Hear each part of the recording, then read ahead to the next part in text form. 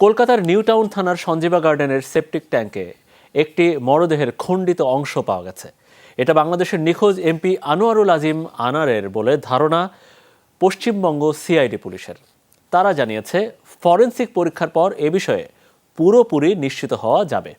এর আগে সকালে ডিএমপি গোয়েন্দা পুলিশ কর্মকর্তা হারুন রশিদ অনুরোধ জানালে ওই সেপটিক ট্যাঙ্কে তল্লাশি চালায় কলকাতার সিআইডি। গরম গরম রুটি, সাথে সুজির হালুয়া, দুর্দান্ত জুটি। তবে জুটি জমাতে চাই তীর আটা ময়দার সুজি, কারণ তীর ছাড়া আমার চলেই না। বাংলাদেশের এমপি নিখোঁজের পর থেকেই আলোচিত সঞ্জীবা গার্ডেন। মঙ্গলবার বিকেলে এই আবাসিক ভবনের সেপটিক ট্যাঙ্কে পাওয়া যায় একটি মরদেহের কিছু খণ্ডিত অংশ। এটা এমপি আনোয়ারুল আজিম আনারের বলেই ধারণা কলকাতা সিআইডির। তবে নিশ্চিত হতে ফরেনসিক পরীক্ষার জন্য পাঠানো হয়েছে তা। সিআইডি জানায়, মরদেহের প্রায় 4 কেজি মাংস উদ্ধার করা হয়েছে। প্রত্যক্ষদর্শী ও আবাসনের সুয়ারেজ সিস্টেমের কর্মী সিদ্ধেশ্বর মণ্ডল জানান, লবণ মিশিয়ে মাংসের টুকরোগুলো রাখা হয়েছে একটি কাচের জারে।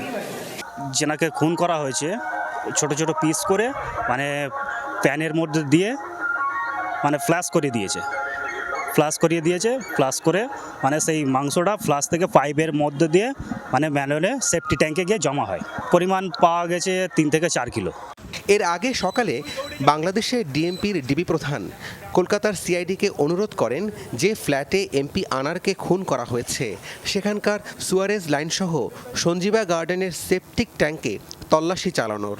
যে মূল পিউ যেটা, সেখানে আমরা আজকে তাদেরকে রিকোয়েস্ট করার পরে তারা কিন্তু সেখানে এই সেফটি ট্যাঙ্কি সুয়ারেজ লাইনে তারা ফ্লাশ করে সেফটি ট্যাঙ্কি থেকে তারা সেখান থেকে বেশ কিছু মাংসের টুকরা তারা কিন্তু উদ্ধার করেছে। এবং সাথে সাথে এই মাংসের টুকরাগুলি কিন্তু ফরেনসিকের জন্য কিন্তু রাখা আছে এবং ফরেনসিক করা হবে, পাশাপাশি ডিএনএ টেস্ট করা হবে। তারপরে বলা যাবে এটা আমাদের বাংলাদেশের মাননীয় সংসদ সদস্যের কিনা। এদিকে সকালেই ডিবি পুলিশের 3 সদস্যের টিম কলকাতা পুলিশ সদর দপ্তরে যায়। দেখা করেন পুলিশ কমিশনার বিনীত কোয়েলের সঙ্গে, কথা বলেন মামলার অগ্রগতির বিষয়ে।